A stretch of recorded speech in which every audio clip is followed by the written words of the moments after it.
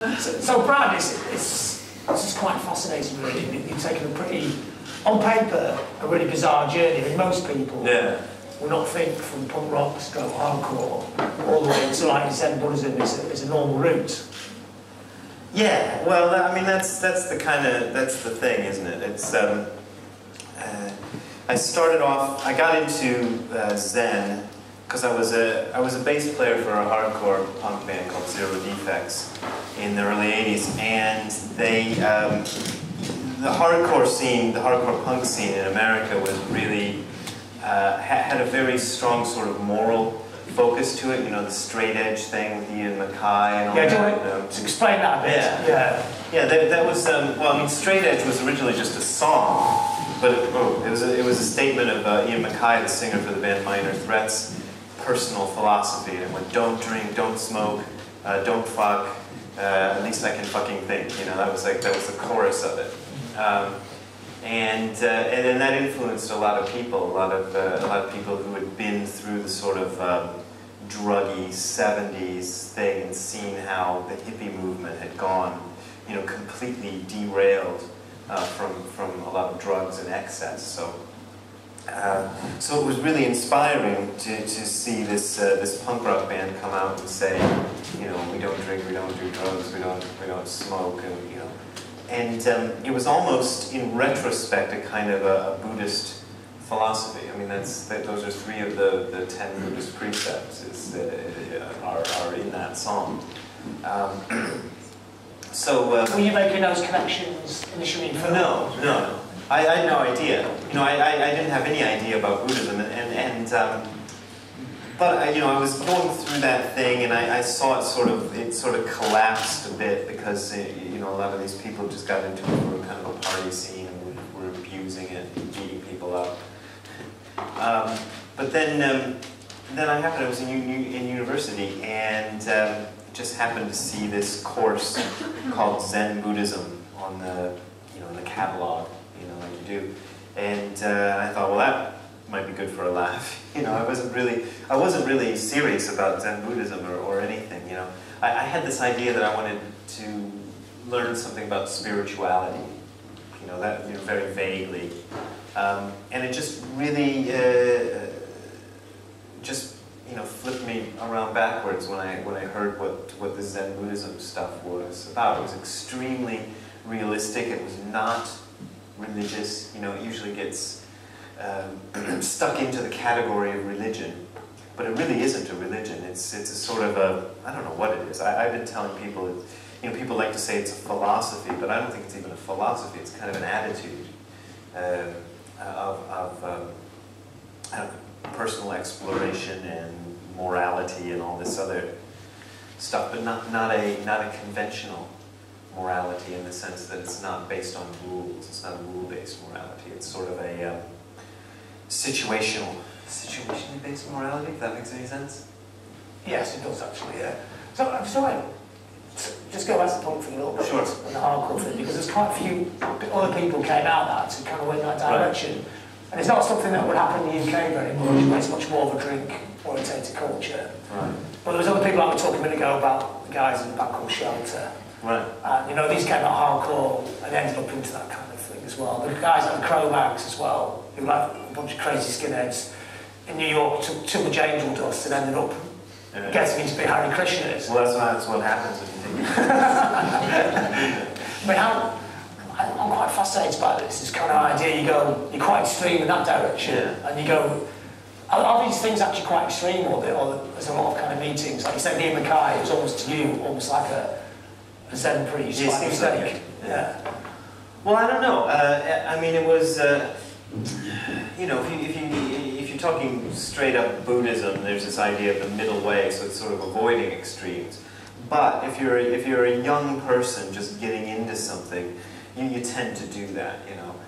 You tend to go all the way one way or another. And I think that I was not aware when the first book I published was called Hardcore Zen. When I wrote it, I didn't know there was an audience for this. I was aware of Shelter, you know, the hardcore band that became Hare Krishnas, and a little bit of the Cro-Mags. But as far as a Zen thing or a Buddhist thing, I was not aware of a single person who was into punk rock and Zen at the same time. Not one single person. The Zen groups I had sat with until then were almost always, I was younger by about 10 years than anybody else in the group, sometimes younger by 20 years than some of the people in the group. And none of them were very into pop culture or any of the stuff I was into. So I wrote this book because I was trying to be an author. I was trying to write science fiction novels and stuff all this time, and I was doing the Zen practice.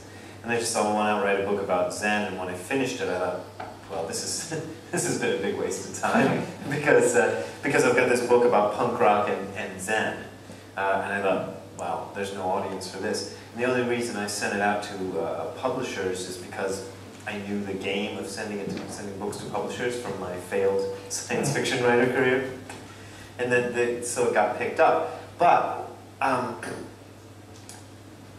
when the book came out, it became popular, which surprised me, and that's when I learned that there's a lot of people in the punk rock scene who were sort of looking for something. Because to me, when I originally discovered Zen, I thought this is the ultimate punk rock philosophy. It's like it wasn't about just questioning society, it was like questioning yourself, and how do you reflect society? You can't just say, oh, I've got this haircut and these clothes, and therefore I am not part of the problem of society. When actually, most of the time you are. Is that the initial lessons you got from going to the course in the first place? Yeah, and it was just, it's hard to say what the initial thing was. I found. I liked the fact that it was so deep, really questioned everything and didn't leave anything untouched. And I remember, I tell this story almost every talk I give, but the first day of that first course, the teacher chanted this thing called the Heart Sutra, which has the line, form is emptiness, emptiness is form. And I remember thinking, that's right. I don't know what the fuck that means, but it sounds good. But it sounded right. It sounded really true. And just the realistic aspect of it. It wasn't, Zen and Buddhism in general weren't afraid of science. All these other religions. You see Richard Dawkins and things on these YouTube videos debating religious people who are terrified of science, and it's like it's like shooting clay pigeons or something. It's really easy. It's a really easy target, and but here comes along Buddhism, and it's not, it's a bring it on as far as science is concerned. That doesn't ruin our religion, if you want to call it a religion. Buddhism is not strictly religion, is it? No, that's true. Yeah. Would you want to explain a little bit why is it not religious? It's more like a philosophy in a sense. Well, I mean, it's a complicated question to answer because there are aspects of Buddhism which are exactly like what you find in religions. There are ceremonial things, there's costuming involved. We did a ceremony with my friend Matt this afternoon, a precept ceremony, and you bow and you offer incense and you say things that sound a bit like prayers. So there are those aspects of it, but there is no belief system. That's to me initially that was one of the most interesting things about it. It didn't matter if you believed in it. You don't have to, because I came out of I grew up in the Midwest in America in a small town, and the version of Christianity I got there was that you have to believe that there was really an old man named Noah who put 2 of every animal in an ark, or else the whole thing collapses. And I thought, well, I can't believe that. I don't believe there's Noah's Ark. Jesus rose from the dead. I mean, so we're he's a zombie. I don't know if I want to follow a zombie religion. you know, I wasn't convinced by it because it was so involved in believing something.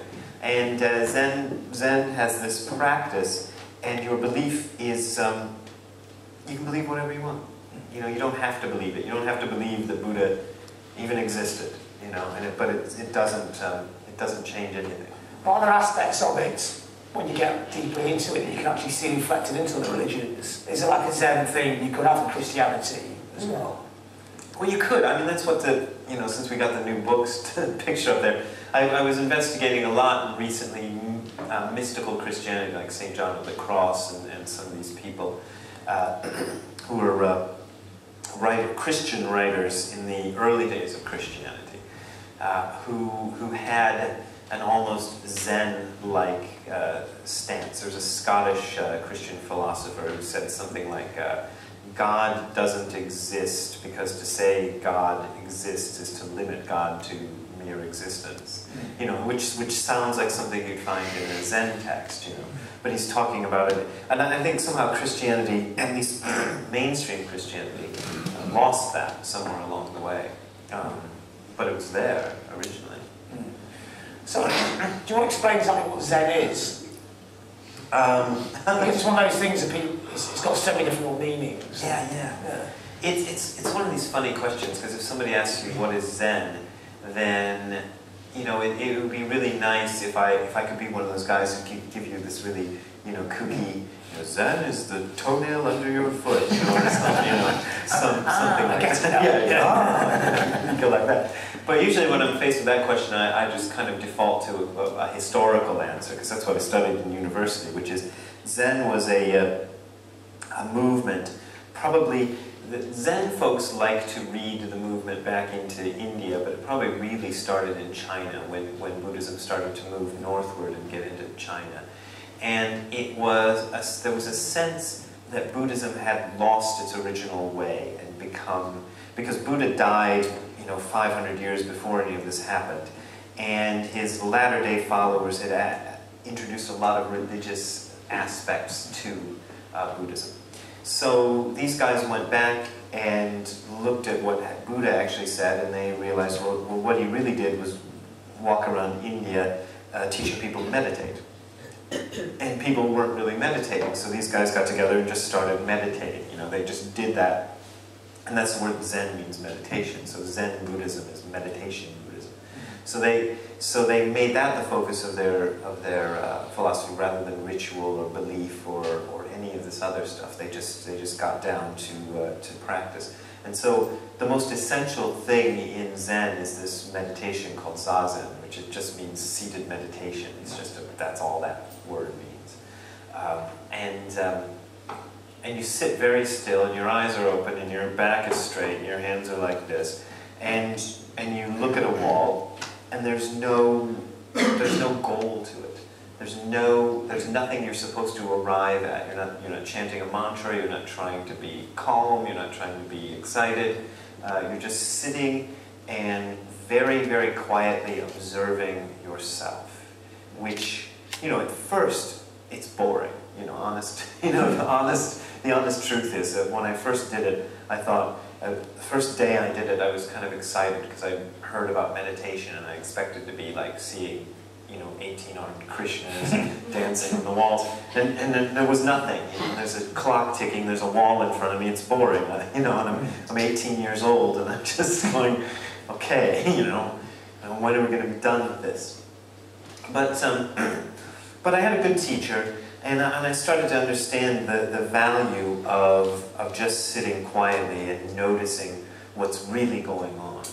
You know, and it's amazing how much you can learn, because everything that you think comes to you from outside is really your internal response to those things. You know, and we could argue whether there's, and I believe there's an outside world. I'm not going to argue against that. But your reaction to it is always internal. So if you just sit watching yourself, you can learn a tremendous amount about what's actually going on.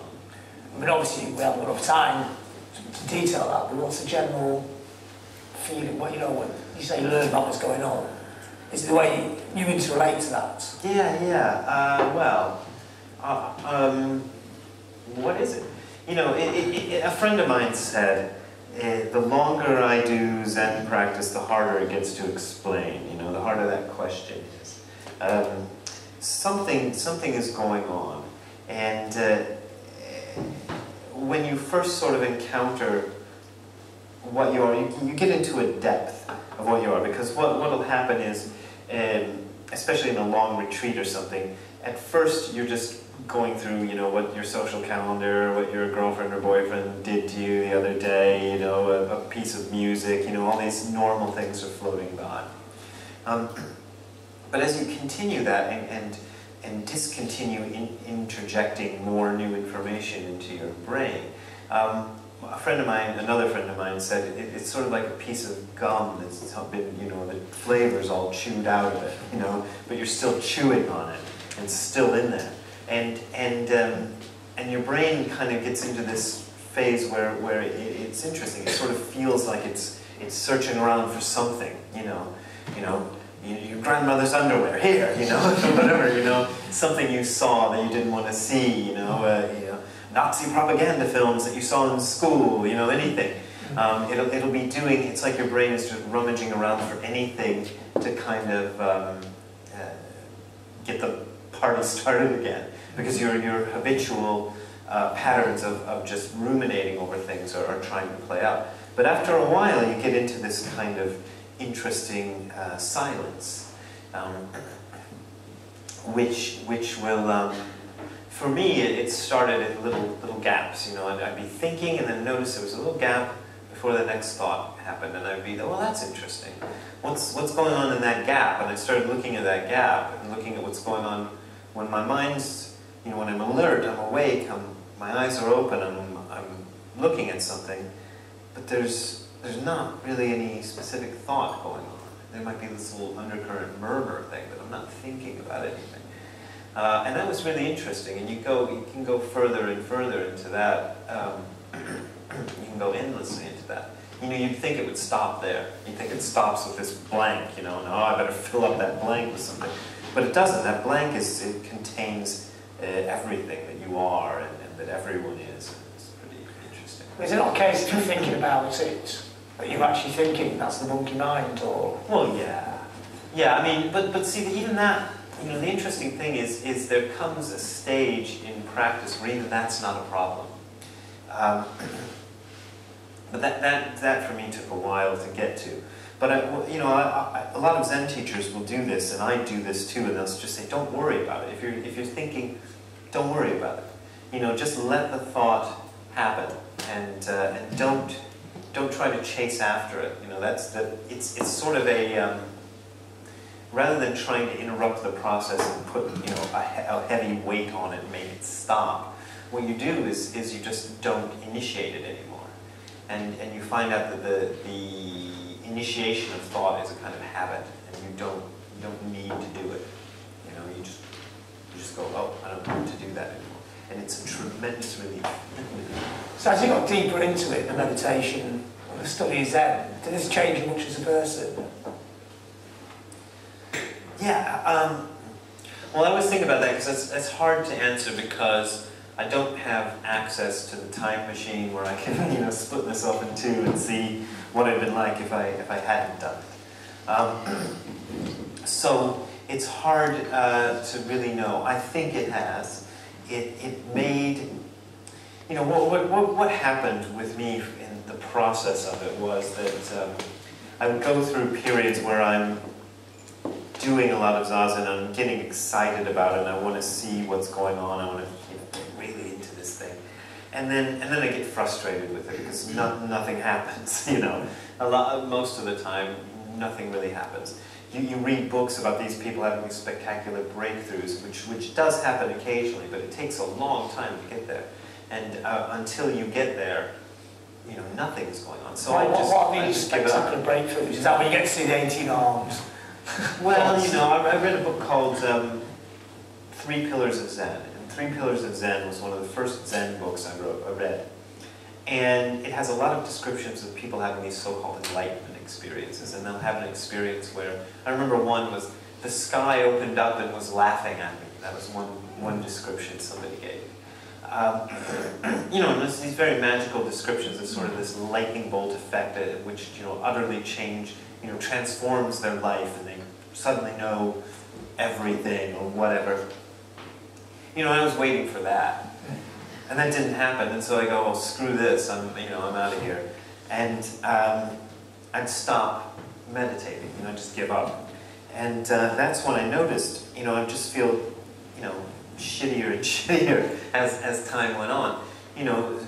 And so after a week or 2 weeks or whatever it was, or a month, I can remember going through this a few times where I go, well, I feel like crap. What's different?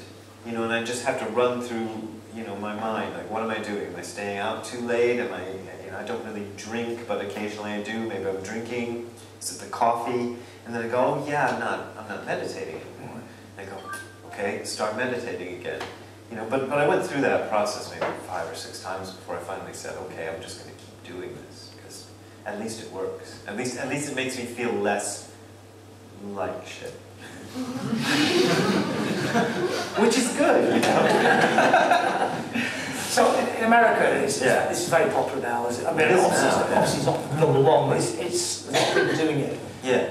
Is it getting changed? Is it like a Western version of it? You know, like with the way yoga in America is so different from, well, you go to India, no one does yoga in India, but is it getting, not tainted, but changing? Can you explain to me in what ways it is getting changed? Well, you know, it's in good ways and bad. Let's see. Let me do the bad first, because I wrote this book called Zen Wrapped in Karma, Dipped in Chocolate, which is on the bad thing. By the way, just mentioning that. Anyway, Zen Wrapped in Karma, Dipped in Chocolate, the title comes from a commercial that was on TV of these 2 yoga ladies eating some Yoplait yogurt, and they're going, it's like Zen wrapped in karma, dipped in chocolate. And I've been in Japan for years and happened to be home and watching television, and there was that commercial, and I thought, oh, well, this is what it's become now. You know, it's just Zen wrapped in karma, dipped in chocolate, and the Zen hair salon, and the Zen, you know, tea, and the Zen, you know, I don't know, toothpaste or whatever. You know, I saw a Zen laundromat in France, which I thought was pretty wild. Yeah, who knows what they do in there? They probably don't do your laundry. That's We've not done the laundry. But in the West, is it like an instant solution? You know, instant karma. Well, yeah. There's this idea of and there's a few people out there pushing this idea that you should have your big experience right away, and that, you know, we're gonna, you know, let's get our enlightenment in a day and get on with something else. You know, that attitude, which is ridiculous. But on the other side, the good side of what's going on is that, by and large, you're more likely in America, or I'm sure Britain and Europe too, if you go into a Zen place, to find somebody who will actually teach you Zen meditation than you are in Japan. I spent 11 years in Japan, and my first year there, I went to several Zen temples looking for teachers, and they're not doing it. Zen temples in Japan are mostly kind of a glorified funeral parlor, because the societal role of the Zen priest has become the guy you go to for a funeral. That's how they make their money, and that's what they really, that's what they do. You know, that's their thing. So the good point is the people who are doing Zen seriously, or any of these other Buddhist practices, I'm sure it's across the board, are much more dedicated and serious about the practice than what you'd find in Asia. You know, I'm kind of going out on a limb saying all of Asia, but certainly than you'd find in Japan. In Japan, what do they think of the Western kind of Zen? Well, when I was over there, you know, towards the end of my career, I was technically a monk, but I wasn't living in a temple or anything. You know, I was attending these retreats and stuff. But I was working for a company called Tsuburaya Productions, which is a maker of bad television superhero programs. You know? The Power Rangers. Did you get the Power Rangers over here? Yeah. The Power Rangers, we didn't make that show, but the people that made the Power Rangers were just ripping off Tsuburaya Productions stuff. So what we did was basically Power Rangers-y stuff. But in Japan, Ultraman was much more popular than what became the Power Rangers. But anyway, Ultraman was our show. But my co-workers, when they would find out that I was interested in Zen, just thought it was kind of an interesting, weird quirk. You know, they were aware of Zen, but you know, if you found a Westerner who had read a few books about Zen, or an average Japanese person, the Westerner who's read a couple books about Zen knows far more about Zen than the average Japanese person, because they just, you know, it's just sort of part of the culture, and there's those guys in the black robes and the shaved heads that, you know, when grandma died, we went and saw some of them, you know, and that's about it. So, yeah, they think it's, nobody really thought I was weird. I mean, they didn't think I was like a cult member or being brainwashed or anything, because it is a legitimate Orthodox religion over there, you know, religion being a, you know, arguable term. But they didn't understand it, you know, and I didn't have too many in-depth conversations about it. Was that disappointing? Well, you know, it was, by the time it got to that point, it was what I expected. So it was, you know, it wasn't necessarily disappointing, it was just kind of like, okay, well that's the way it is here. And have you been to China and India as well? Been to China, but on business trips for my company, and I've never been to India. I just wondered about, you know, the search for the roots of the Zen, because you go to Indian Buddhism's tiny religion, it's kind of disappeared from the place it started. Well, yeah, I mean, it disappeared a long time ago, though, because you had, Buddhism was on the wane when the Muslims started invading India, and then they just kind of, you know, put the death knell to it. And by the time, you know, what we call Hinduism reasserted itself, the Buddhists had almost all, you know, fled to Sri Lanka or China and Tibet. So yeah, there isn't much.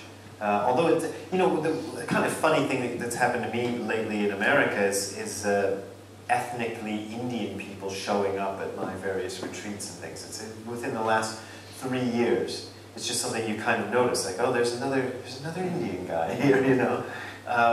So I think a lot of people in India or Westerners who are ethnically Indian, you know, although they may be culturally, you know, British or American or whatever, are starting to go, oh, what's this Buddhism stuff, you know? You know, because connected with their own culture, via Western. We started it, damn it. Let's have it back.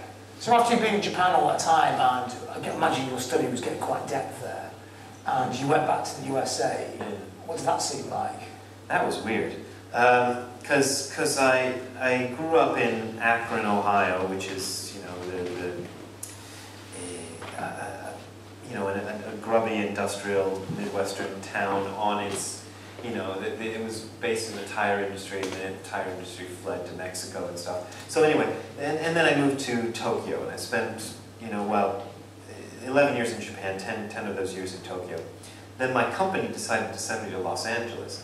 And Los Angeles was almost like going to yet another foreign country after that, because Los Angeles is not, you know, representative of the USA, I don't think. I live there now, and I still don't think it's really representative of the USA. It's very left-wing, it's, you know, it's got the movie industry and all that. But coming back, you know, seeing Americans again, you know, like a lot of things that happened. I was away from America for almost the entire 1990s, you know, so I missed the 90s. And during that time is when Buddhism had become trendy, you know, so I was really surprised, because when I left, nobody really wanted to know, you know, they weren't, you know, it's, you know, it just seemed like this freaky thing that nobody really cared that much about. And then I come back, and it's popular. And by the time I came back, my first book had been published. It was kind of a weird thing. Like, I didn't, you know, I said this before, but I didn't expect that book, you know, I expected that book to sell 25 copies, you know, honestly. I thought it was just going to go out there and disappear. And then it's popular, and people start asking me to do lectures and come and do talks and all this stuff. And suddenly I'm like, really? Really? You want to know about this? So it had become popular, but there's still a lot of people don't know what it is. They don't. A lot of people aren't. There's a lot of people who will say they're into meditation and they're not. They're not really serious about it. So why has it become popular during the 90s? Is there a spiritual void, or people just seeking an easy answer, getting back to the instant karma? Well, I think there's a lot of reasons. I actually think a lot of it has to do with my teacher, my Japanese Zen teacher. I've had two main teachers, one American, one Japanese. And my Japanese Zen teacher had all these theories about Western culture, which he was sort of viewing from a detached perspective of being a Japanese person, And he felt that Western culture had gone through a very idealistic or spiritual phase, from its sort of inception, however many thousands of years ago, up until maybe the Renaissance and all of that. Where people were very, very focused on spiritual matters. Last week I was in Cologne, Germany, and you step out of the main train station there, and there's this an enormous cathedral there, and it's just, I remember the first thing I thought of when I saw that, I thought, wow, people really believed in God, they really believed in, that was the most important thing, was God. You wouldn't build a monument like that to something that wasn't extraordinarily important in your lives. So you had that, but then we started, my teacher would say, human beings discovered they had bodies, which I thought was an interesting way to put it. But it was kind of like that. People started saying, well, this isn't quite working. We're still living in the mud and dirt, and we're not getting anywhere. What's going on? And this became a movement. People going, well, let's look at the natural world. Let's see what we can do with it. Let's see. They had already had some, big early gropings into science, and it just became a big thing. A lot of people were putting their intention into improving their lot materially. So you have this materialistic phase that comes along after it. And it's going much, much faster now than this initial spiritual phase. But by the time you get to World War II and things like that, people are starting to see this isn't the way either. World War II was a huge lesson for humanity as to what technology can really do if put into the wrong hands, or used the wrong way. And people started looking, well, we could destroy ourselves, And people have been, ever since, I think ever since World War II, people have been wobbling back and forth, like, what do we do? And there's a certain amount of people who are trying to say, well, let's return to the spirituality of the past. And there's a lot of that about, but you can't. You can't. To me, one of the most ironic things in the world is denouncing science on the internet. But you see a lot of it, people using the internet, using their Facebook page to denounce science. Like, what do you think you're doing? Are people denying evolution? I mean, is that, I don't know if that's a huge thing in America. In America, it's a lot bigger in America. Yeah, evolution, so that anybody doesn't understand what I mean when I say evolution. The website's hilarious. Yeah. Well, it's a British guy. He's Australian. He's an Australian guy. He's not even an American guy who has this thing called the Creation Museum over there. But the thing is, like, if you don't believe in evolution, then you shouldn't be getting a vaccine, for example, because vaccines are all based on the fact that microbes evolve, and so we're faced with this undeniable fact that science works, that we can't trust our religious explanations anymore. We just can't. So what do? And Nishijima Roshi, my teacher's belief is that we're groping slowly towards the middle way of saying, well, it's not spiritual, but it's not material either. We've been for a long time believing there was only two options. That you were either going to be going to be siding with spirituality, or you're going to be siding with materialism. And there's more than two options. There's actually another option in which takes the view that reality is neither spiritual nor material. Spirituality and material are two aspects of it, but neither one is the fundamental. So that's my that's part of the history lesson. That's the path that you're on as well. Yeah, I think so. I didn't know it at the time. I started. I just stumbled into it, but I believe that because I don't feel like a religious person. And that's one of the things that sort of annoys me about it, but at the same time it's sort of hard to avoid. Well, we say religious person, there's a difference between that and spirituality, surely. Yeah. I mean, the word spiritual has a lot of meanings. So it's like, in the one sense, spiritual could mean a person who values spirit over what is opposed to spirit, being matter. And I don't think Buddhism is like that. But the other meaning of spirituality is just sort of a quest for meaning beyond the conventional. And in that case, I would say I qualify as spiritual. The second one definitely sounds tasty. Yeah, a bit more tasty. So it's not merely just meditation, is it? There's a whole philosophy to this as well. Yeah. You sort of talked before, meditation is a very big part of it. Right. But there's a whole backup to it as well, isn't there? Oh, yeah. Well, all of the philosophy of Zen Buddhism comes from the meditation. So what you're reading, if you read a sutra, is there's no idea. This is arguable. There are certain Buddhist sects who would say there's an idea of this, but basically in Zen we would say there's no idea of there being any spiritual source to the texts. It's like the Bible is revealed by God, and the Quran is revealed by God, and the Bhagavad Gita is the words of God. They're all supposedly the works of supernatural beings. And the Buddhist sutras are not regarded as being the works of anyone supernatural. So they were all people, human beings who meditated, who got very deeply into meditation and decided to try and express that. And so so the texts we have are extremely, because of that, they're more philosophical. They're less full of thunderbolts and lightnings and miracles and things like that, and more about this is what happens, or this is what happened to me as I was meditating. A lot of them are like that.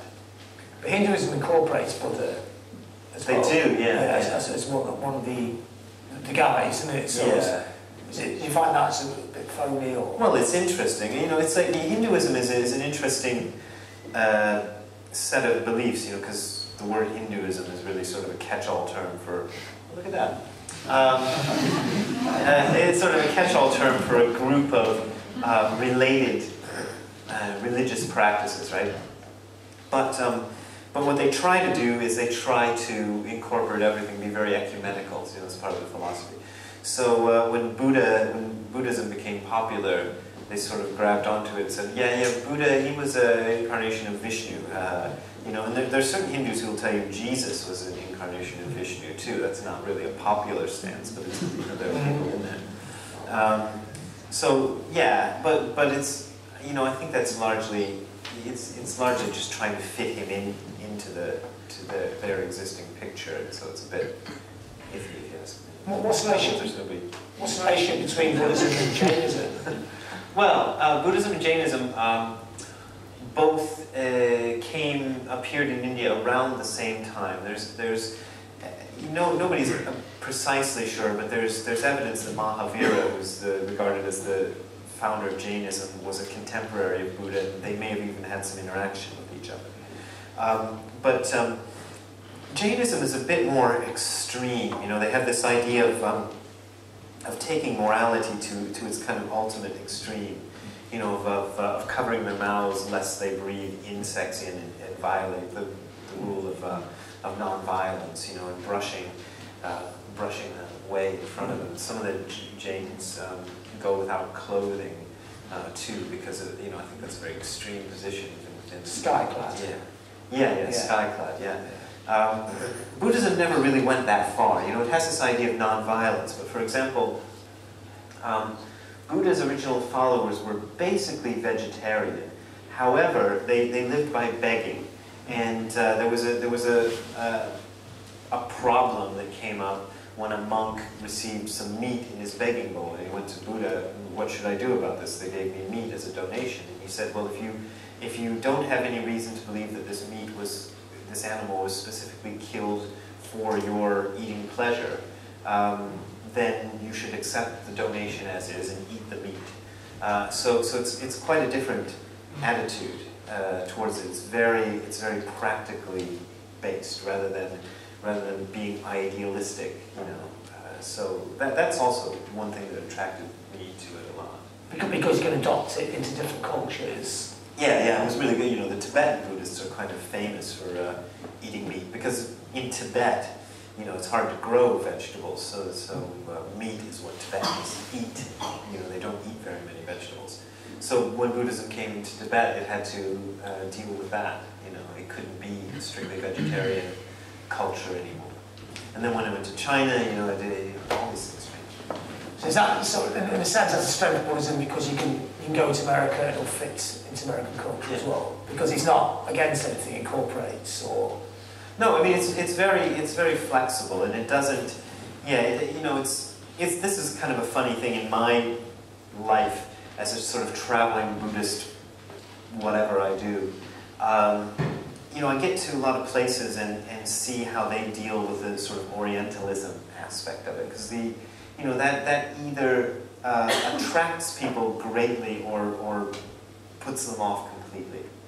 And what's weird to me is, having lived in Japan, I walk into a Buddhist temple with all this, exotic looking things that look exotic to other people don't look exotic to me anymore.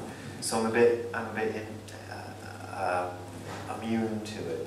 But yeah, it can fit into anything. You don't really. One of the places, I guess the reason I brought that up is one of the places I went. It was a place in it's either St. Paul or Minneapolis, where they had decided to err on the side of not being Oriental at all. So there was nothing Asian looking in their temple. Instead of a statue of Buddha, they put this big rock in the middle, where the altar would have been. So yeah, it can adapt itself to that. Though that isn't, that wouldn't be heretical. I don't think any Buddhist would see that as, they would just say, okay, well that's how you do it. Whatever. Yeah, because the iconography is not important. It doesn't matter. It's the actual deeper stuff. Yeah. I guess that's what that temple's trying to say. Yeah. So when you came back and you got back into music, how did that get affected by your time meditating and thinking? Well, that was funny, because Zero DFX had broken up. This hardcore band I was in had broken up, and long before I moved to Japan or anything. But then the internet had happened, and we kind of all found each other, and there was this growing sort of talk around 2004-ish that we should all get back together and do a show, And I was still living in Japan at the time, but I thought that sounded like a really fun idea. So we all, all the bands got together, and we rehearsed separately, and then just sort of met. I ended up getting to America maybe 4 days before the show, and just running through the tunes again and playing. So that was the first time I'd really played at least punk rock, in 20 years or something like that. And it was amazing, because a lot of what initially attracted me to Zen was stuff that I found while playing music. If you're playing music, especially if you're playing punk rock, it's very fast. I mean, you know this, and it's very concentrated. And even though it's simple, you have to play it correctly, or it loses the power. If everybody's sort of off in their own, time signature or something, it doesn't work. So you have to keep it together, but you can't think, while you're doing it. If you're playing guitar, you can't start thinking about the next chord before you play, because that'll get your fingers moving and you'll start playing the wrong chord. So you have to get this sort of intensely focused attention, which is non-thinking. And when I started getting into meditation, I recognized, oh, that's that thing, you know, and I thought that thing only happened on stage. You know, and doing it on stage is really wonderful. It can be incredibly powerful. You know, I've had experiences as deeply moving and powerful of playing punk rock music on stage as I've had at any sort of a retreat or meditation thing. But it takes a lot of, you know what it takes to get, you know, you got to get the club, you got to get the, you know, these lousy promoters who don't want to pay you, and, you know, you got to carry all the equipment yourself because you can't afford roadies, you know, and there's drinking, and there's all this other stuff going on. So just to get there takes an incredible amount of effort. And then you have, you know, if you're in Zero DFX, you have 35 minutes. That's our entire set, you know, is gone in 35 minutes. And then you're back out again trying to get your money and get your equipment, you know, and make sure nothing's been stolen, you know, and all that. So when you had this moment of realisation that you kind of already doing it, like when you played the music, yeah. So when you went back to the music and the two things met together, did that make it a deeper experience? Well, I think so, yeah. Yeah, it was very interesting, you know, there was some, it's hard to say, you know, because now I could recognize it for what it was. And I could apply what I learned in meditation practice to what I was doing in music. So that was real interesting, because before I had that experience in meditation, I didn't have any framework to put this into. It was just sort of random, you know, in a way. And yeah, it made it much more interesting. It's about going to New York with your daddy's MasterCard and buying you those new $400 shoes. Wait, dollar shoes. Ready? Everybody ready? Purple Dart! Fire! All simple dwells in factories for taking the top of the way. What is sight? What do you do? Get me sight, fight never let the dream hit the road. Had people comment that they were sort of relieved that he was kind of a regular guy. And here you are just spreading your righteousness all over the internet for everyone to read and, I don't know, just worship you. Then run away. What he say? What he do? Get me sight, fight never hit the dream I hit the road. Your life is dukkha, no way to find joy. 20 years enough. All the same time, more less. What do you say? What do you do? You just look at the core of like who someone is and what they're trying to portray. Like I feel like Brad's a pretty authentic and honest person, and he's definitely not trying to harm anyone. Why aren't you answering my question? God damn it, I'm sick of this shit. Brad says things that most of us really, you know, knows, but people are too. I mean, people are too scared to say themselves. Brad is a different brand, certainly. I don't want to compare Brad to the Dalai Lama. I mean, comparing anyone to the Dalai Lama is maybe not fair, but I think, you know, again, Brad has been doing this. He's been sitting. He's been practicing Zen a lot longer than I have, and I think you can clearly see the benefits of the practice in Brad.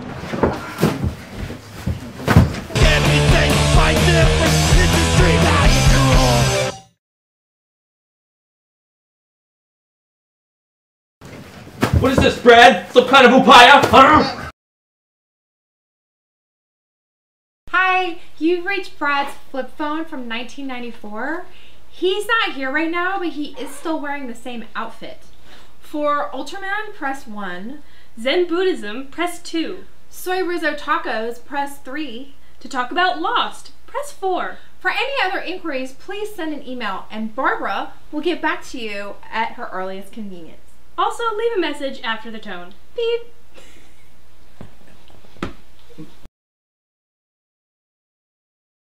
Okay, so is the film actually finished, or is it? Yeah, it's finished. Yeah.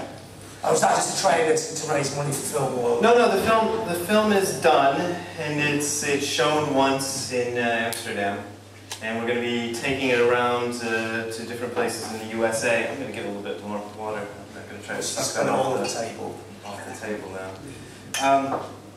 But yeah, so we're going to be showing it at various places wherever we can get it shown. And I think there's a DVD release in the offing, but I don't know what the schedule is. So I mean, is the film actually? I mean, obviously only seen 5 minutes of it there. Yeah. Some bits a bit funny, some got a bit of philosophy in there. Is that like the whole thing's 10 hours like that?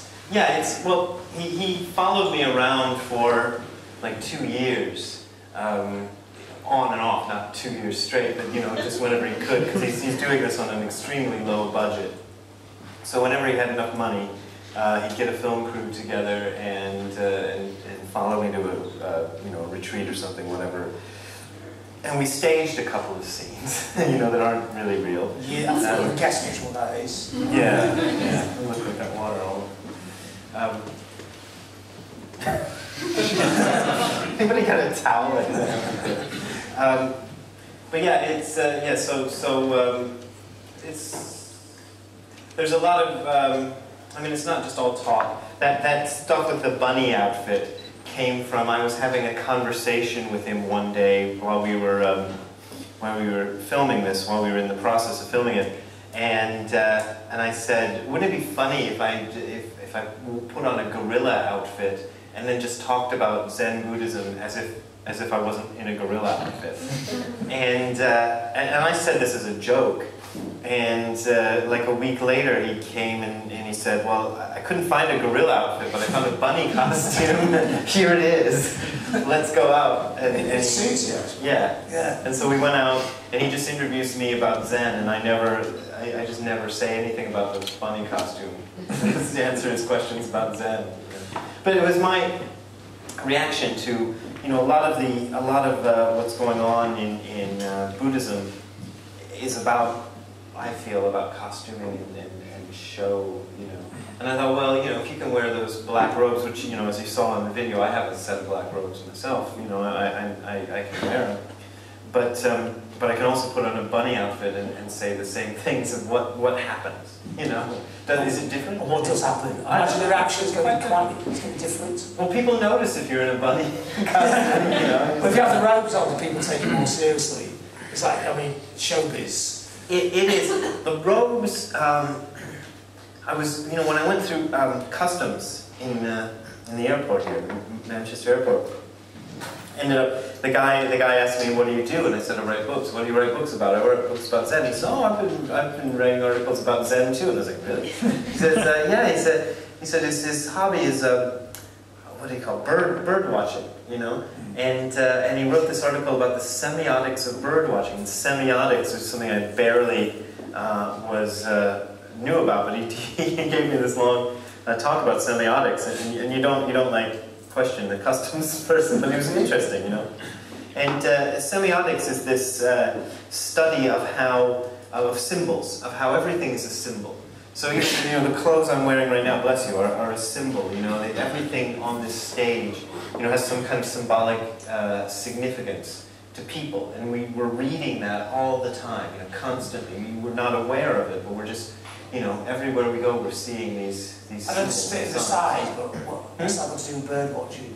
Well, what he said was, a lot of people get into bird watching to kind of get away from that. So they're out in nature, and there are no more human symbols out there. But what he noticed, and what made him write the article, is that for bird watchers, the birds themselves become a kind of a symbol, because they're looking for certain birds, and they know the history. So as soon as they see this bird, they know where it originated. They might know its natural history. They might know what it feeds on. So they're getting all this information all of a sudden, and it's something we don't notice. And I think it's something that Zen actually does deal with.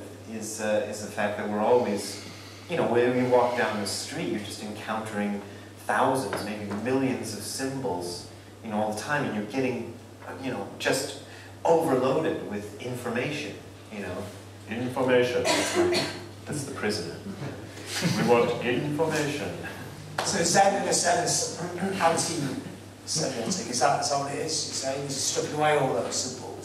As much as possible. I mean, that's what we do in the meditation practice. So that's why we're staring at a blank wall. You know, we're looking at an object. Thank you, but it's not something. I think it's all run off onto the floor at this point. But we're looking at something that doesn't have any significance to us. So which is quite different from some of the other forms of Buddhism, in which they do deliberately, like in some forms of Tibetan Buddhism, they'll look at a mandala, which is full of symbolic significance, and they're trying to delve into that significance.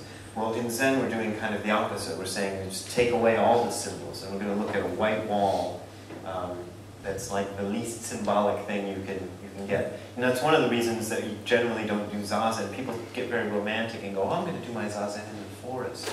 But if you do that, you get kind of the same effect that the bird watcher did. You know, the forest itself becomes full of symbols and significance, and is that going to eat me, or is that going to bite me? You know, so you actually do it indoors, and you look at a wall. So just watching your band there. So I mean, obviously you've ended up on the kind of Zen trip. Yeah. The rest of the band don't look like they've ended up in the same kind of place. Not really. Yeah. We were. Your singer looks like a wild man from the mountains. Well, he is. He's pretty crazy. That guy. He's got no medical. Well, you probably the video went by so fast you probably can't see it, but he has this big thing on his nose where he'd run it into a microphone, and he's missing part of one of his front teeth. Because every time we go and play a show, which isn't even that often anymore, he breaks something. You know, he hasn't got any medical insurance, so he can't. You know, he doesn't get any of it fixed. So he's always, he's coming back with a new scar every time. But we were in a band rehearsal, and the rest of the band were passing around a joint, and the guitarist made this joke. He said, "Well, you know, Brad's into meditation, and I'm into medication." So. But they're supportive of it. They don't think I'm... Yeah, I was wondering that, because obviously, I said about this before, you've been away a long time, came back to the band again, and people obviously go on these very different paths. Yeah. Is there a meeting point now? Do they actually understand where you're at? I think so. You know, there's 3 other members of the band, and they're all to varying degrees interested in what I do. The singer actually is the most interested. He's actually come to some, not retreats, but he's come to some of the meditation sessions that I run. And it's a bit sort of embarrassing, because he's a couple of years older than me. And when I joined the band, he was sort of a bit of a guru figure to me, because he's got this sort of spiritual thing going on. He's from a Quaker family, of all things, you know. So he's got that sort of a background, and I was amazed. You know, I remember talking to him about God and things when I was 19 and he was 21, and that seemed like, it seemed old, whatever. And so now he's coming, it's intimidating to see that person sitting there while I'm lecturing about Zen, because I feel like, he knows me. Poacher to a gatekeeper in a weird way. So. And what's he getting out of it then? Is he obviously not losing his teeth from it? Yeah. No, I don't know. I mean, he's not like a serious practitioner of it or anything. So I don't know really but he's interested in it, And the drummer's also interested in it. The guitar player sort of thinks it's funny, I think, that I do this thing. I think he respects it, but he doesn't get it, and he's not really interested in getting it that much. But that's fine, not everybody has to be interested in it. The band actually sounds really good. It's a pretty tough sounding band. Yeah, well thanks. That stuff is a song called Die Before More of This. That's one of our originals. So just play all the old stuff, or is it new tunes? Well, we did. I should have brought it. We just put together a new CD, and then I didn't bring it. This would have been a perfect place to vlog some of those. But we just did a new one, and it's really fun. You can download it. It's if you look up Zero DFX, I'm sure you can find DFX with an X. But yeah, so we got together and we recorded this new CD, and it's not all hardcore. We have a 9-minute psychedelic song with sitar on it. That's my contribution. Yeah. I learned to play sitar a few years ago. I'm not very good. Well, I'm okay. You know, I'm not brilliant at it, but you know, good enough to. Apparently, it's harder to tune the sitar than play it. It's a pain. Yeah, it goes out of tune all the time. They go out of tune all the time. It's friction tuning gears, and there's let's see, 19 plus 7 playing strings. There's 26 strings to get in tune, which is really, yeah. That's why I don't play it very much. So why did you get into play sitar? Just because of extended interest in Eastern things, or was just coincidence? Yeah. I was interested from being when I was a teenager. I just started listening to the Beatles and things, which were already by the time I was a teenager very much of the past. But there was sitar on those, and I got really. The thing is, I play. I'm sort of known for the punk rock thing in Zero DFX. But I also did 5 albums of neo-psychedelic stuff in the 80s, and I'm really interested in that. I think Robin Hitchcock must be bigger in America than he is in the UK, right? He's not big, but he's big in America. Yeah, I think he's bigger. He's not big in America either, but yeah. But so you get into Robin Hitchcock? Oh yeah. Yeah, he's great. Yeah. So you're going to play some acoustic stuff for us, and well, I don't know. You play guitar. I'm not being terribly humble, but there's not like the thing I can play. The thing I've played occasionally in situations like this is Zero DFX's big hit, which is "Drop the A-Bomb on Me." And "Drop the A-Bomb on Me," if played correctly, is 18 seconds long, so I can do that. But we contributed the song to a compilation album called Peace/War, which came out on R Radical Records or something like that. But it's still in print, amazingly. I've seen copies in shops as recently as a year or so ago. It's got the Dead Kennedys on it. It's got. Well, that's going to help. Yeah. It's got several. It was a compilation. It was a double LP compilation with some of the biggest hardcore bands of the day. We did this song called "Drop the A-Bomb." And that's how you got it, just because of the title, I guess. Yeah, probably. Yeah. So you're going to play that for us? Yeah, I can do that. I can do that. Then everybody will be disappointed. So you're just going to get an 18-second long song. That's your musical contribution. Yeah. And I'm not the singer in the band, as you saw in the video, so I'm just the bass player, so I'm going to try to sing it.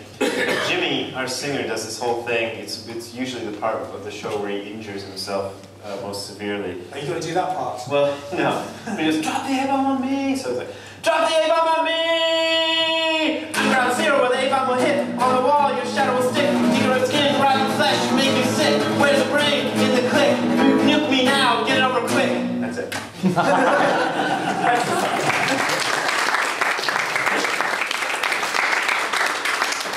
Uncle. What? Uncle. I haven't got it. You haven't bought your sitar, no? No. So you take that guitar all around the world to play 18 seconds? Well, let's take that one. Well, I usually borrow that. There was a thing I did in Canada. I think it was Canada. They didn't have a guitar, but they had a banjo, and I was like, okay, I can figure this out. It's only 3 chords, right? So yeah, I did it on banjo. So you play that song? I did it on piano once in Finland. Yeah. Because they had a piano in the place. I'm like, well, I can figure out those 3 chords on piano. Bong, bong, bong, bong. That's good. The classic chords from hardcore. Really. Yeah. So okay, so do you want to take some questions off the floor? Does anybody want to ask a question? Nobody's swept up the floors. There's questions all You over. calmed everybody down. Really? There's no questions. How do you feel? Wait a minute, we have to get the mic. Oh, sorry. Yeah.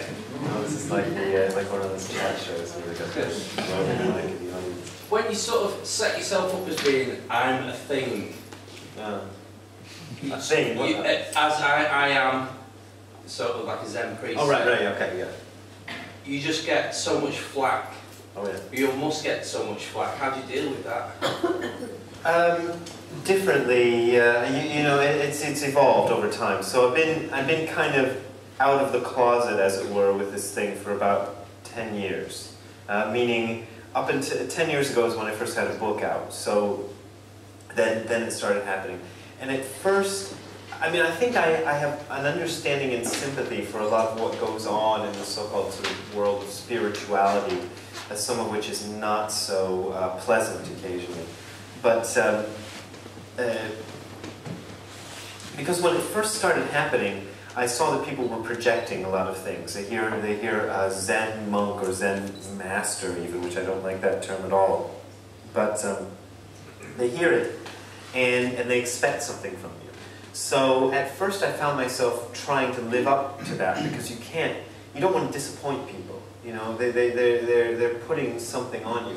But it quickly realized that I couldn't live up to their expectations, which were kind of, you know, depending on the person, would range from either like a symbol of sort of idealistic purity to an almost sort of ethereal, supernatural quality that they wanted you to embody. And I couldn't do it. It was giving me headaches. You know, I was actually getting migraines from this, and I thought, well, I got to stop that. So I found the best thing I could do is to be as honest as possible and say, well, this is what it's like, you know. For example, one of my reactions to that is the third book I wrote, which I've already mentioned, which is called Zen Wrapped in Karma Dipped in Chocolate, was I saw a lot of sort of scandals going on in the world of spiritual teachings and whatever. And I thought, wouldn't it be interesting if somebody wrote about that from the inside? But I knew none of the people who've been embroiled in these real big scandals would do that. But I had a few things I could drag out, you know. So I just put it all out there, and I said, well, this is what happened, and this is why it happened, and this is how it happened. You know, my marriage broke up, and I had an affair with somebody who was arguably one of my students, although there's a whole story behind that. But she was a person who had come to my lectures a few times and sort of admired me in that way before we started dating. And sometimes often this is a huge problem in the world of spirituality. But it also happens and will continue to happen forever. This is my prediction. We'll see if I'm wrong or not. And is often. There have been a few very high-profile cases. I don't know, how many people follow what's going on in the world of Zen in the USA here, but imagine nobody. But there have been a couple of, Huffington Post. Huffington Post, which is a pretty popular website, did two headline stories about these scandals that had happened. With a guy named Edo Shimano, who's a Japanese Zen teacher who came over to America, and another with a guy named Joshu Sasaki, who's not only another Japanese Zen teacher, but had been briefly a teacher of one of my teachers. So I had a little bit of a connection with him, and they both seem to have abused their position to get sex, and so there had become this knee-jerk reaction that if anybody has any sort of relationship with a student, this must be also an example of abusing your power. But it's not. There are different things that can happen that make that fertile ground fertile. For things to happen. You just have. If you are a full-time meditation teacher who has dedicated. Let's just give a male example, although there are a few female examples, but there are many more male examples of teachers like this. He's dedicated his life to meditation practice, and it's incredibly important to him.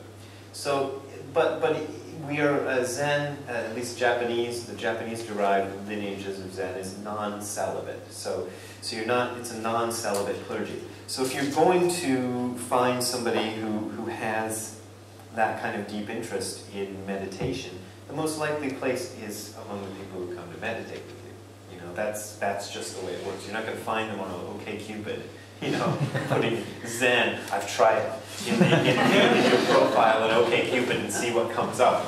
You don't try that. Yeah. I eliminated the word Zen from my OkCupid profile a while ago.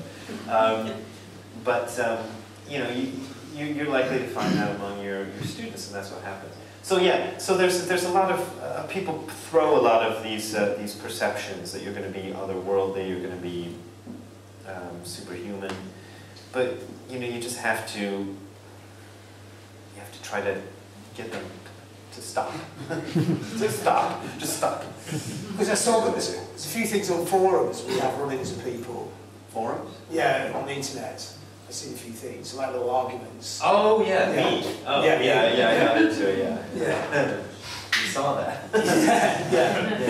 A few little controversies, isn't there? Yeah. Well, that came up with me. It was very weird because a woman, an American Zen teacher, a female American Zen teacher, started posting things where she said that any relationship between clergy and congregant is an abuse of power and abuse of morals, and I basically said no, it isn't, and this became a huge thing because I don't think you can make it a blanket category like that. A lot of relationships between clergy and congregant are abuse, you know, that's true.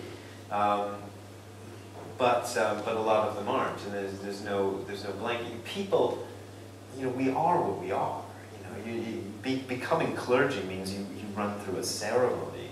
You know, it doesn't fundamentally change what sort of person you are. You know, you still have a sex drive. You still have all these things that are going on. So and you still have a need for companionship and all this. But this stuff really got ugly for a little while on the internet last summer, I think. You know, where people were getting, you know, you're hearing my side of the story, which is obviously going to make me the hero and them the villain. So, you know, take that with a grain of salt. But from my point of view, all I said really was, I don't think this is abuse. I think there are reasons it happens, and I kind of said some of the things I just said a few minutes ago. And what came back was a massive amount of really vicious stuff. You know, really, there was this like weird article that was like a sort of bizarre attempt at bad sarcasm, you know, painting me to be somebody who was going around groping his students in the meditation room and things like that. I'm not groping students in the meditation. Besides, they're mostly men who come to me. Anyway, but that's beside the point. But you know, because I don't know. I think some of the people who were raising these things had issues of their own.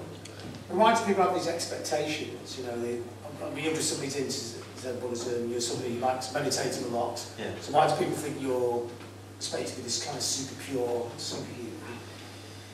I don't know. Well, I think a lot of it is the fault of the mass media. You know, people, you get, like I was talking about the semiotics guy at Customs, we're fed a lot of information, and a lot of it gets absorbed without our even knowing it. So we're seeing these sort of gurus and things on television or whatever, wherever we're seeing them, and they're presented a certain way, and it's fictional. You know, it's all fictional. You know, but you get stuff like The Matrix, which is The Matrix was a fun film. I watched all three and enjoyed them, but it's drawing a lot from Zen Buddhism and other forms of Eastern spirituality, and then turning them into entertainment and presenting them in a way that's kind of wrong. You know, I mean, but people absorb that, and they sort of, they expect you to, run up the wall like Neo. Oh, well, why doesn't he have magic powers? There was a thing like the Beatles. They went to the Maharishi, and were very, the story that went around at the time was that he was like hitting on Mia Farrow's sister, but if you actually, what they're saying now, because I'm a big Beatle dork anyway, they caught him seeming to make eyes at Mia Farrow's sister, You know, and that was enough to convince them, oh, the Maharishi is not, you know, superhuman, therefore let's get out of here. You know, it wasn't even a case of him hitting on her. And that's the sort of level of stuff that you have. I mean, of course the Maharishi's gonna, you know, she's a good-looking woman, you know, and he may be old, but he's not dead, you know, so you know, he's gonna notice that, and of course, because that's what human beings do. But the cultural stereotype of the guru was that he should be superhuman, you know, and unfortunately nobody is. You know. There's actually not. I'll tell you the story. There's actually another story to that book. Question over there, something about it. Yes, I'd just like to ask if you think the spiritual hierarchy should be more open about their experience and discreetly, of course, allow certain discussions to take place in a sensible and compassionate way by means of which people would understand their situation much better, because I do agree with a lot of what you've said. So I keep trying to figure out where that voice is coming from, because it's coming from everywhere and nowhere. Okay, I was looking in the right place. All right. Yeah, I do think it's necessary to be more open about that. I think people are becoming more open about it. It was interesting to me to see the reaction that book I wrote got. And you know, it could be argued that I wasn't as skillful as I could have been in writing it or whatever. I think it's okay. I mean, I like the book. It's actually one of my favorites that I've written. But that's just me, of course, you know. But yeah, I think there needs to be a bit of an open discussion, and people have to say, well, this is how it really goes, and I think a lot of people are sort of afraid to do that, because there are people who are, I mean, there's a certain contingent of people who are in business to be, you know, gurus and spiritual whatever, and you can make. I don't make good money at it, which is why you should buy some of my books, and I'll sign them for you.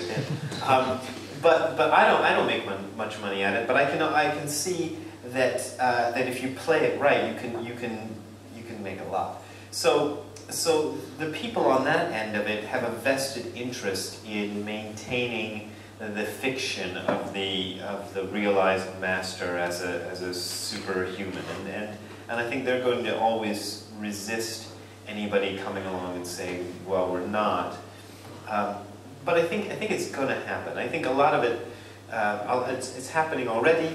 People are discussing this stuff and being open about it. And as we become more familiar, you know, nobody expects a Presbyterian minister to be godlike being, because we know what Presbyterian ministers are. You know, because we have a cultural understanding of it. We don't know what a Zen, you know, even that term, like I said, the hated term Zen master, which is an awful term, but we don't know what that is. So we're projecting a lot of fantasies on it, because and then expecting people to live up to those fantasies. So yeah, I think there needs to be discussion, and I think it's happening, and I think people are going to become more used to it. We talk about your books, and I like the way you write. Is that you can explain quite difficult things in a very simple kind of way, very kind of talky kind of way. Quite a lot of humour there as well. Yeah. Well, I try to. You know, it's funny. Somebody told me, because I got this new book, There Is No God and He's Always With You, and somebody, when I was on tour with it in America, pointed out this is the first book you've written without any dick jokes in it. And then it's oh yeah, I guess you know, I wrote a whole book without one penis joke. But I think it's necessary to put a little bit of that into it, because you can't. If people are inclined to take this stuff so seriously that they're not realizing that it's not really that serious. I think that the point of Zen practice is to learn how to live a life that's actually more fun, you know, and people get into it as a sort of stoicism, as a sort of ethereal, otherworldly thing, but really what it's about was people saying, you know, the first Buddhist first noble truth of Buddhism is usually translated into English as all life is suffering, and that's, you know, to say it that way is a slightly a bit much, but it's you know, that's close. And so there were people who realized that life was suffering, and they wanted to figure out a way out of suffering, and they saw, for example, what most people think as a way out of suffering is make a lot of money, have a lot of sex, have a lot of power. He who dies with the most toys wins. I saw that on a bumper sticker somewhere. You know, but that doesn't work. You know, because we can see people who've tried that. You know, my favorite example is Elvis Presley. You know, he's a good one. You know, he was incredibly rich and incredibly miserable, or Kurt Cobain, who kills himself, you know.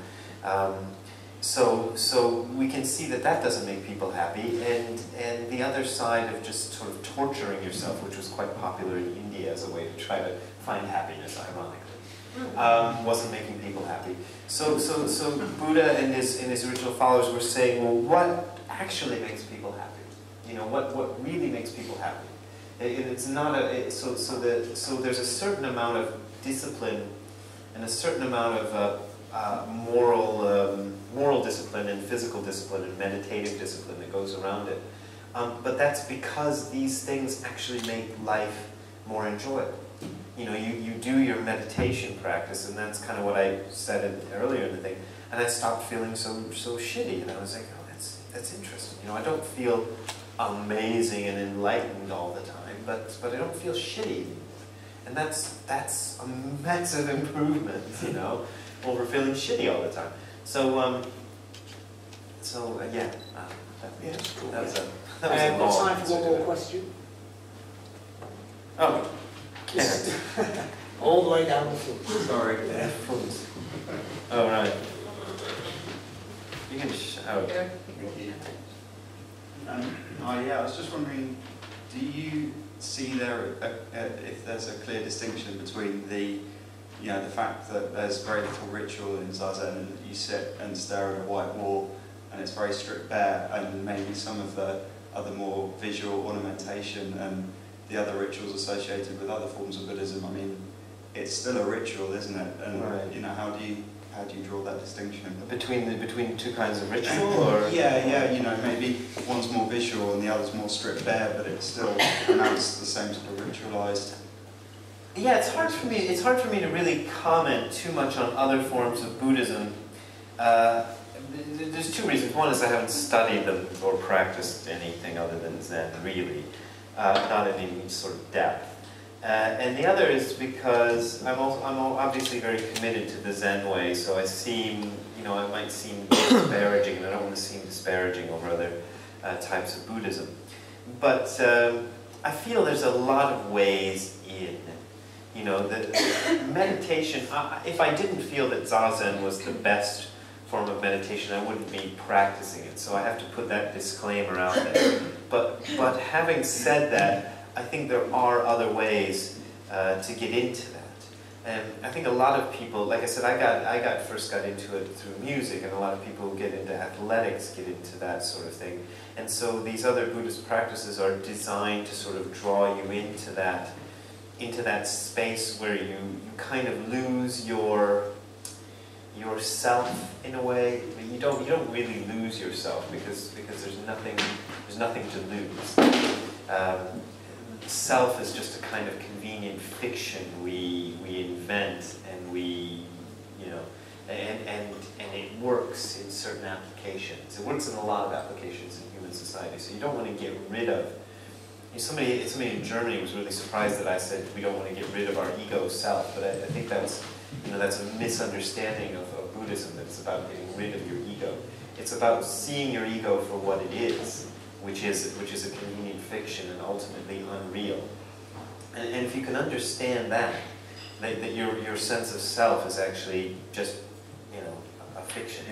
Your sense of self is kind of the same thing as if you have a friend and you make a mental picture of your friend, and then your friend still surprises you because then you realize, oh, my mental picture was wrong. but we have a mental picture of ourselves that we don't question, and that's problematic because we should question it, because it's just as wrong as your mental picture of anyone else. You know, and that's kind of ironic because you think you know yourself, but you don't. Yeah, what was that? So anyway, I think there's a lot of ways into that. And I don't really, I have to say, I don't really understand some of what goes on in Tibetan Buddhism and some of these other forms of Buddhism, but they are all pointing in that direction, and that's what they're aiming for. You know, they're aiming for that transcendence of the false sense of self. I do have one second question. Okay. Which is about Dogen. All right, Dogen. Yeah, and specifically about the thing about taking a dump. Like, if you could fill me in on that just a little bit. About Dogen and his stuff about taking a dump? Yeah, I wanted some more clarity on it. So I read it and I've forgotten a lot of what I read. You reread that chapter? Yeah. Okay, I should explain. Dogen, for those of you who don't know, was a 13th century Japanese Buddhist Zen Buddhist monk who wrote extensively on the practice. And he was very, very detailed in his writings. And a lot of his writings were about what you might call very broadly etiquette, temple etiquette and practice, you know, for how you're supposed to practice within a monastic situation. And there is a chapter of his masterwork, Shobogenzo, which is devoted mostly to pooping. And not entirely, but it does have a lot. And whenever I read that bit, I usually take it, I usually try to stand back from it and not think about the specifics. Like, for example, there's a whole thing about using 7 clay balls to clean yourself, because paper was rather precious in 13th century Japan. You didn't want to waste it on your bum. So they would take balls of clay and use them to get rid of the excess down there, you know. And the funny thing is, scholars who've looked at this, he explained, and if you actually look at it and follow the words, he explains what to do with 6 of those clay balls, but he never says what to do with the 7th one. So it's a big, you know, it's one of those mysteries. But I tend to read that less about the actual act of taking a poo, and more about this idea of being fully present in all situations and not regarding any situation, including that one. You know, the most mundane of mundane situations you could possibly think of is still regarded as part of the practice and worthy of attention and worthy of being fully present. You know, so in that way, I think it's a pretty inspiring chapter. Although I haven't read it for a long time because. Yeah, all that stuff about the balls of clay and stuff. It gets a little graphic. It's quite difficult to imagine how that would work. I guess the clay is sticky and it's sort of... Yeah. It's still not perfect, is it? Maybe the tourists here have balls of clay. Yeah. So well, that's all we've got time for the Q&A. But if you want to ask Brad some more questions, you'd be doing your book thing down there. Yeah. And I would definitely recommend buying books. The books are really good. It explains, like I say, quite difficult concepts in a very, well, like sort of in a very down-to-earth, quite amusing kind of way. So I would recommend buying books. I'm not on a commission, by the way. I'm not and ask him what questions. Yeah. So thanks for coming down, and thanks a lot. Yeah, thank you.